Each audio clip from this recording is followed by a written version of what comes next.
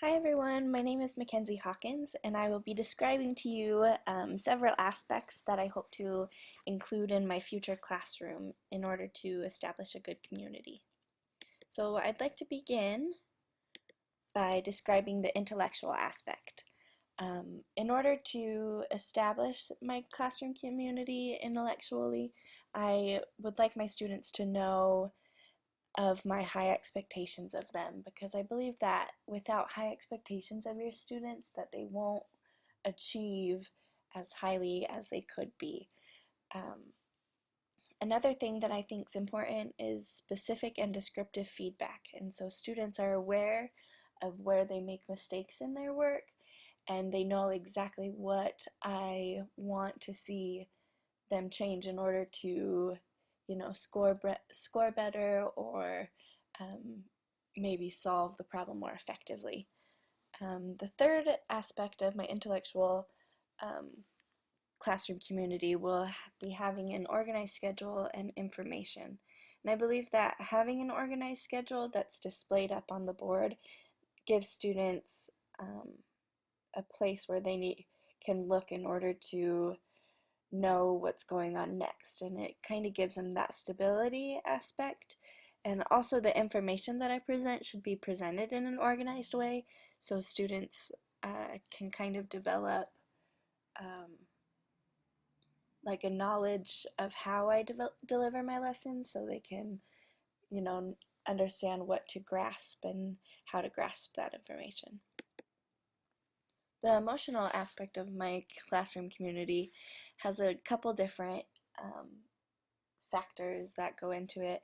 The first one is that I'd like to have frequent student-teacher conferences where myself and my student would meet one-on-one, however often I feel or they feel necessary in order to maybe talk about some of the things that they're going on or going through in their lives. And I think that it's really important for teachers to come off as really nurturing and caring individuals, because if a student doesn't feel like they're being cared for, I don't believe that they will try as hard as they could be. Another thing that I've thought would be really interesting to implement is a thought box, which allows students to write me little notes describing problems that they may be having. So these problems could be at home or in the classroom, or also like out on the playground, in the lunchroom. Really, I hope that this would just let students be aware that I'm there for them to talk to, and if they're maybe nervous to approach me themselves, and having this thought box would give them a means to alerting me of a problem, and then I can seek them out to discuss the problem. So it takes the responsibility out of their hands. Um, and then most importantly, I have a zero tolerance for bullying, because I believe that if students don't feel comfortable being themselves, if they're being bullied for being different or being unique, then they won't want to come to school. And I think that that's the most important thing, is a desire for learning and a desire to be in school. My third slide is describing my social aspect of my classroom community, and I just want to make um, a big part of my classroom is for group work, because I believe that people learn a lot by learning or by completing projects in a group format. They learn how to work with different people.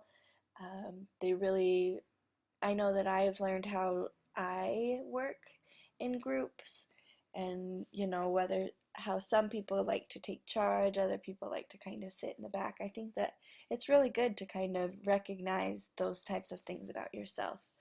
I also think that desks should be rearranged frequently in order to make sure that students are making friends with all different types of people, and that they're not establishing those cliques within the classroom that can make people feel left out and insecure. I think that grouping is really important when it comes to instruction, not only ability grouping, but also grouping students of all ranges of ability, because I think that there's a lot of value in students that seem to be more advanced, helping students that seem to be struggling. I think that the language dialogue that takes place in between students or students and their peers can sometimes help students learn the concepts better than as if I were teaching a concept.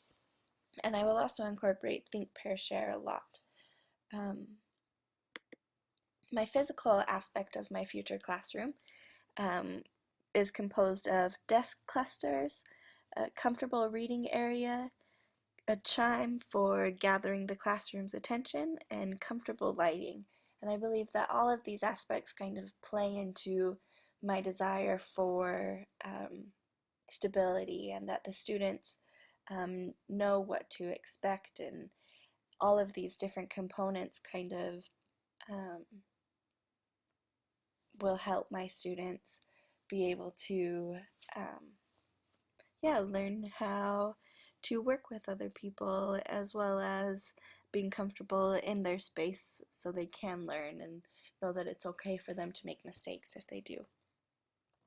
And finally, in conclusion, I think that it's really important to establish good relationships early in the year, because this allows students to feel comfortable enough to embrace their strengths and strive to improve on their weaknesses. If I know that in my own life, if I'm not comfortable, I really don't work on the things that I view as my own weaknesses. I kind of just am quiet and kind of withdrawn, but when I am comfortable, then I do learn a lot better, and I hope that I can have these in my future classroom so my students are feeling comfortable. Thank you for listening.